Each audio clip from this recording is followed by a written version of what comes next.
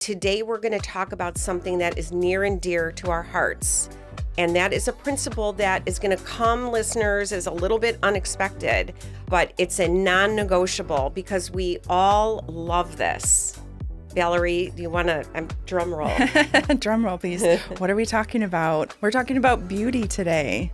Yay! Yay, beauty! Yay, beauty!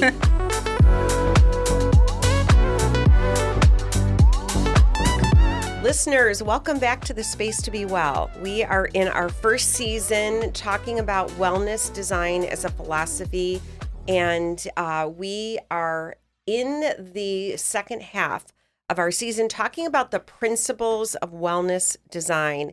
And these are sort of non-negotiables when you're creating your interior. Beauty is everything. Beauty impacts our everyday. And, just think about, really process this, what beauty really does for our well-being. It elevates us. It awakens our senses. It elevates the spirit. Think about a beautiful sunset or a gorgeous ball gown, a couture dress, or even a beautiful story. We all love beauty. We absolutely do. And I think that's such an amazing tool that we have, is really to kind of think about beauty in a little bit different way than maybe just what we normally do, where it's about kind of the appearance and what we're seeing around us. And I think today what's exciting is that I think we're really going to dive in a little bit deeper and talk about how beauty is transformational and how beauty really does affect us in these deeper meaning and deeper ways. So I'm really excited. We get to talk about beauty, actually. No, for sure. And you're exactly right. Beauty is a human need. Absolutely. More than we think it is. Yeah. And it's something that is transformational. It's not superficial, is where you were going. Yeah, beauty absolutely. is not superficial. Real beauty, true beauty, which we're going to talk about today, is not superficial. Beauty in design is transformational. But, I really have to start with talking about sort of our background and where we've come from.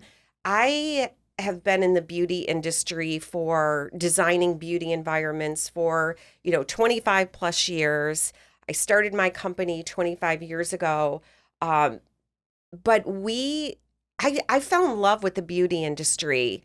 I had applied for a job when I was quite young, one of my first jobs, and I was answering an ad for a receptionist position at a company I had never heard of. And I walked in the door and I was in awe. It was this beautiful showroom and it was filled with salon furniture. And it was like there was beautiful colors and architecture and design. And I thought, whoa, what is this? I was captivated by the beauty of the showroom and this knowledge that, wow, there's even such a thing. And I was further captivated by this idea of beauty design. So in some ways, Valerie, I think that's what makes our approach to design different. We have a different way of thinking about beauty because we're surrounded by it. So in some ways, it's very literal for us. We are beauty interior designers and we create beauty interiors. And we create beauty furniture for beauty environments. So it's very literal for us. Yeah. But what we're talking about today is more of untouchable. It's more unspoken. It's really this feeling of beauty. And by the way, this is all about, we've been designing these beauty spaces for years. But at the end of the day, that's not the end result. The end result is creating well-being. That's where wellness design, you guys, we're putting it all together here. Wellness design is a means to an end. It's about creating well-being in the spaces that we live and work in. Beauty is one of those principles. It's a tool to get there. So while we've been creating these beautiful spaces for these beauty environments, the end game really wasn't beauty in a way. It was transformation and changing lives. Wow, that's impactful, isn't It it? is. And I think we've always had this kind of underlying like thought behind when we get done with a design where when we start with Mm. it to the finish and then we think to ourselves, wow, think about how many lives we've actually impacted by the power of the design that we've created.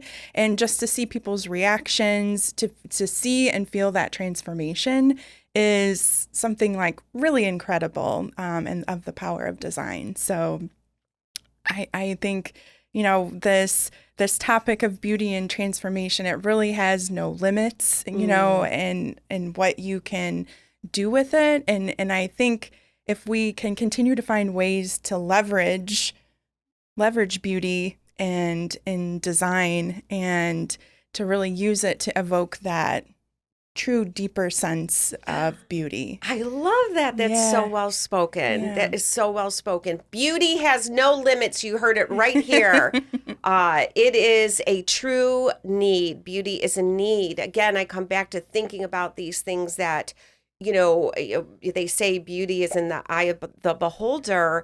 And that's because we all resonate with beauty in our own way. And that's why it's deeper than what you think. It's not superficial. It's because true beauty, the things that move us, the beauty that inspires us, the beauty that awakens our senses, is what really means that it's resonating with you Mm, and it's changing your life. yeah, absolutely. Don't you agree then that not only does true beauty need to be felt, but at the same time, in some ways, beauty has this invisible role. We talk about beauty, people think about beauty as outward, but at Mm, the end of the day, you have to reverse that because it really is inward. And that's what I think true beauty is all about. It has this invisible role.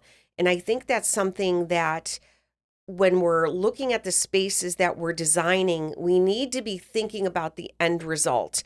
How do we get there? How do we really achieve beauty? And again, here we designed hundreds and thousands of beauty environments. So in some ways we're going for beauty. And all of our clients generally want a beautiful space as it yeah. relates to their own needs and wants. But at the end of the day, we're sort of reversing. And I think that's what listeners, I want to challenge you with this. I want you to rethink beauty, not as outward or visual of what you're seeing, but how you're responding to it. And so beauty is very powerful. It really moves us. It can be very transformational.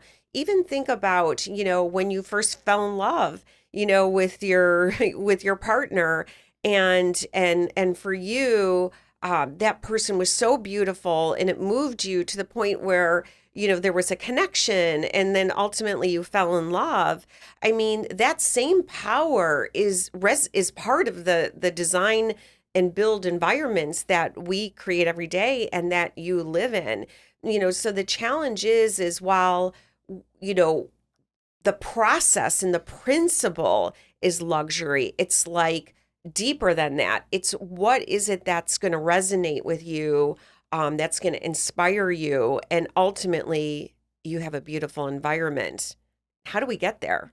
Yeah, that's such a good question. And, I think, of course, we have to, to get to that place of that deeper connection and that deeper meaning. Of course, I feel like we always have to go back to our resonant framework, right? To the very beginning of the season where we really talked about, your identity and the behavior and understanding the why and integrating the how and putting all that together, I think, is the foundation that you can then apply these principles we're talking about with luxury and quality and hospitality and beauty. And if you have all of that coming together, I really think that now you're talking, you got something. Well, you start to achieve Yeah. the end result. Yeah. The end result is about living your best self, living your best life, feeling as good as you can possibly feel. in terms of your emotional, your physical, and your spiritual well-being. That's what wellness design is all about. That's why we have this podcast. It really is about achieving well-being through the built environment. Exactly what Valerie was saying, we have to start with the resonant framework. That's part of how we get to well-being. And when we're talking about creating a beautiful space, it's something that we can't ignore. And so if you haven't listened to the first half of the first season, then that's something you need to go back to, because we're going to continually come back to this. Yeah. The resonant framework is the foundation. And then we apply the principles. And these are principles, the ones that we've been discussing the last several episodes. They're non-negotiables in design. These are things that Valerie and I go for in the spaces that we create. We go for hospitality. We go for quality. We go for luxury. We go for beauty.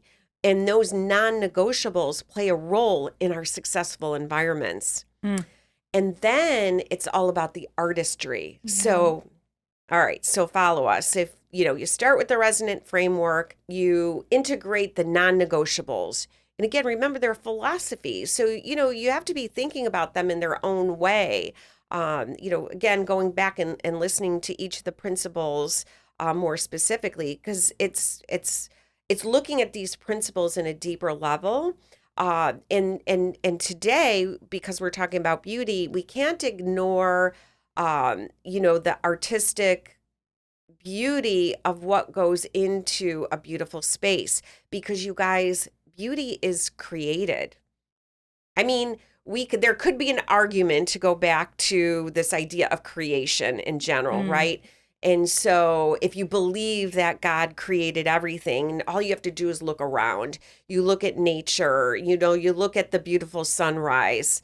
Is it creation? I believe that. I believe it was creation, but but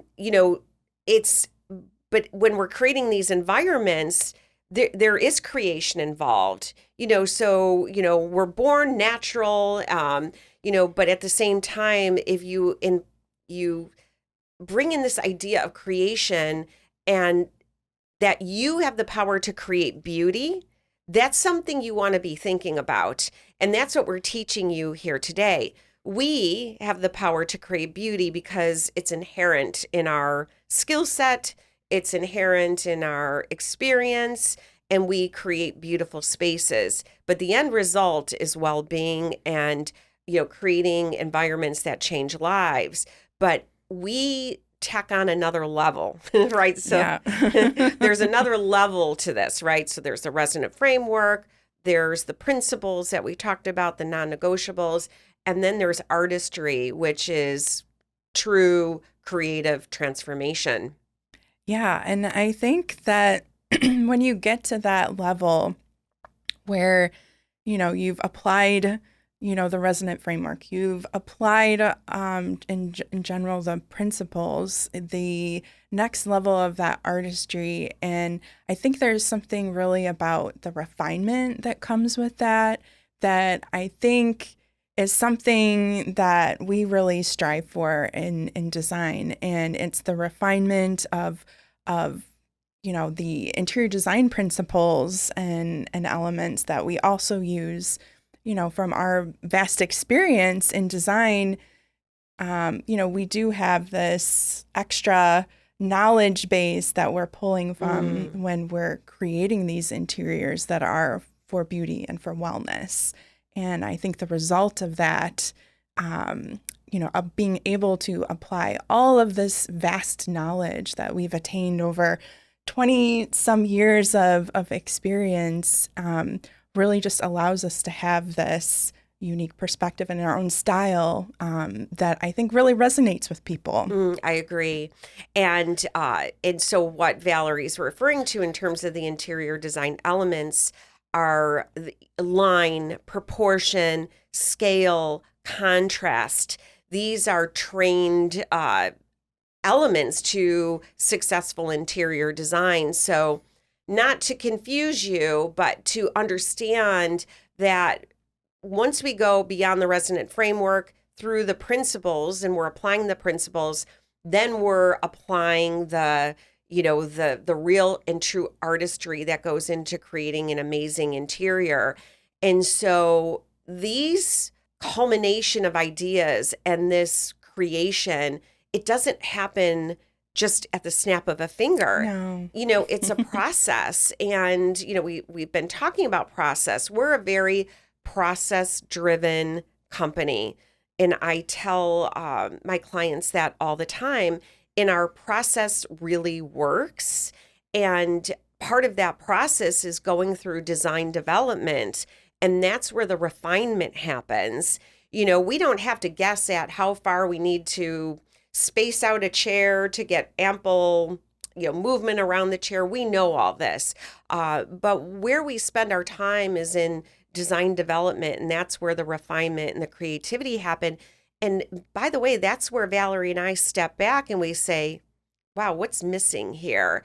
We'll be in the middle of a design and we challenge ourselves and we'll, say, ooh, that feeling of hospitality, I'm not getting that here in this space. And then what's our, what do we sort of pop in there? Maybe a beautiful, luscious drapery panel. If we're missing that element of nature, it's like, aha, but there's also this, scale, proportion, line, pattern, and repetition that is happening in the space that really sort of takes it next level. I agree. This this refinement of all of these interior design details is really where the beauty starts to really come alive, I feel like. And it's in those design details. I think that's so important because a lot of times I feel like people are so ready to just say, okay, come on, let's go, let's go, let's go. But if you give the appropriate amount of time to the details, then you've really got something. So it's true. Yeah. I know, some clients would love to see a design happen overnight. And, I'm going to just go on record and say, I think a lot of us are accustomed to HGTV where over an episode, they transform a space. But that's not really reality. Yeah. In reality, to create a beautiful design, it's morphed, it's changed, it's manipulated, it's thoughtful, it's reasonable, and it's almost restraint too. It's like there's just finding that right balance is key to creating an amazing design. And then the other thing that I want to say that's really important at the end result, beauty has to serve us. If you really step back and you think, especially if you're planning a design for your home or you're planning a design for your business, at the end result, beauty needs to serve us. It needs to inspire us. It needs to lift us up. It needs to transform us. And then, so there's a question. How do you know when you've achieved beauty? Well, that's a really good question, but I think it's how you're feeling when you're observing it or in the space. It's knowing if you are feeling inspired, if you are having that creative spark, that connection to something. And so I think that's a really good way to even talk about how the difference between even like beauty as a trend and, our version of true beauty.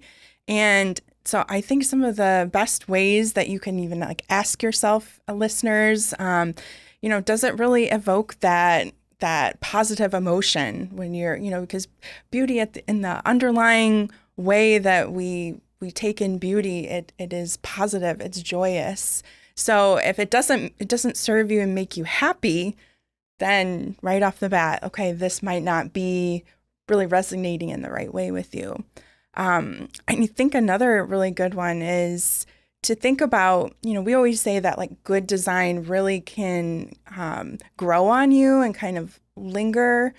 And the more that you look at it and the more that you're, observing it, the more that you either love it or maybe you don't. Maybe it's not really resonating with you. And so I personally, I do this where if I, let's say maybe it's a chair or a piece of clothing or something that I want to purchase, I will take a picture of it and I will look at it like five times, different, times of the day, different days, and I will keep going back to it. And if I love it even more and even more, it's growing on me, then I know that this is really something that's resonating with me on that deeper level.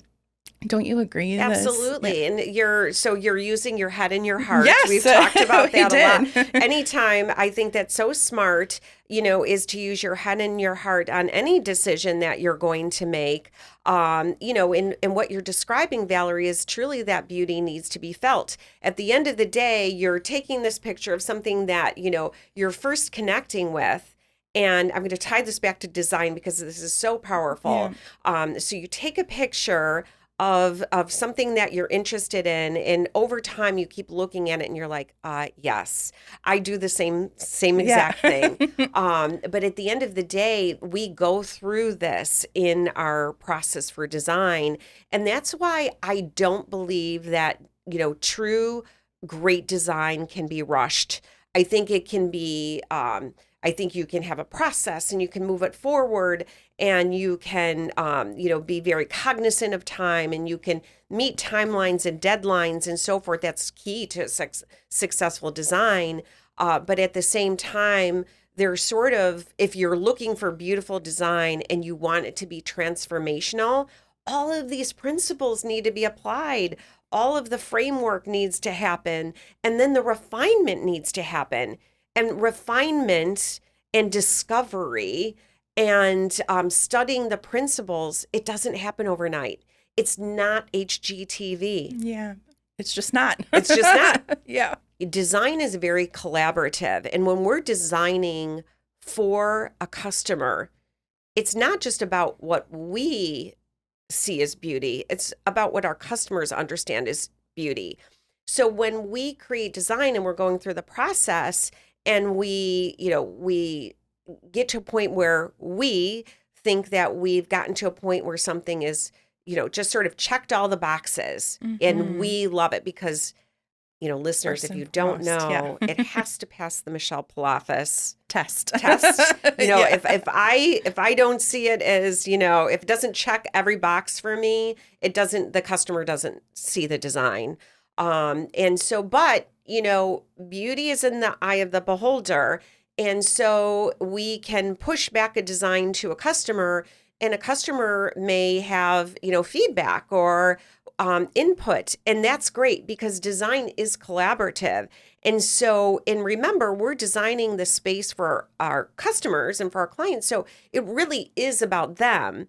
We go through a very rigorous discovery process, and we dig deep to understand their whys and their identity and their behaviors. And when we go through that, that really starts to set the foundation. 95% of the time, we're right there, right? Yeah, But absolutely. sometimes, there's feedback, which we love. Why? Because design is collaboration. We want that pushback, and that just challenges us to go deeper on their project. We have several examples of that. Yeah, I think the one I'm actually thinking of, it was for a residential project that we're working on. And, we put forth what we felt was, a really great design for their kitchen and their living space, which very open plan. And we were in love with it, right? And not that the customer didn't like it. I mean, they liked it. But you could tell it just wasn't resonating with her at the level that she really deserved and wanted to feel. That it needs to. And so, we couldn't quite put our finger on, maybe what it was about it. But she did give us feedback of maybe some things that maybe just weren't hitting the right notes for her. And so, we welcome that feedback. We, came back to the drawing board a little bit, adjusted some things. And, the second time we presented, a great result, right? She loved it. She loved it. Yeah, So, exactly. And that's true design, and that's collaboration. I had a customer just yesterday. She was interviewing several designers for a high-end residential project, and she said, "What makes a successful relationship between a designer and a client?" And I come back to this. It's called trust. yeah. Trust, capital T, capital T, trust, so important in a design client relationship. We have to trust the client that that they're invested in this process and they want the best end result. And they have to trust us that we have their best interest at heart. And when there's trust in a relationship, just like a marriage, distrust will absolutely destroy a marriage. Distrust in any relationship will destroy a relationship. But that's what we had with this customer. She really trusted us in the process, and we establish open dialogue with our customers all the time. In fact, we don't even move on to subsequent phases in the design. This is our guarantee, is that, at the end of phase one, if you don't love what you're getting, we're going to go back and refine it until you love it. And then once you love it, we move on to the next phase. And that is part of the beauty of collaboration. Yeah, I love that. And I think that's like a really big topic that I feel like not only the trust, but I think the honesty and her openness to really just tell it like it is. You don't have to worry about necessarily sugarcoating anything. Hurting our feelings. We just need to know where you're at, because if you're not honest in really what your truth is to us, we can't get to that point of really hitting the mark for you. So I think that's really important, when you talk about our relationships with our customers. And this is all about beauty, you guys. We're talking about beauty as transformational. We're talking about beauty as a wellness design principle that changes lives. And this is one of those principles that you don't want to ignore. It's no greater nor less than luxury and quality and hospitality. Beauty is something that we go for in our designs every day. And listeners, I want to challenge you to rethink beauty. Think about beauty as sort of a means to an end. And so when you're thinking about your home design, what are some of those things that you can do that are really going to hit the mark and really create an environment that allows you to thrive? Listeners, I hope you enjoyed this topic about beauty, and we encourage you to drop a line. Let us know what you think. Let us know what you think about beauty and how that plays a role in the environments that you live and work in. And stay tuned for our next episode. We're going to continue the topic of wellness design principles, and this next one you don't want to miss.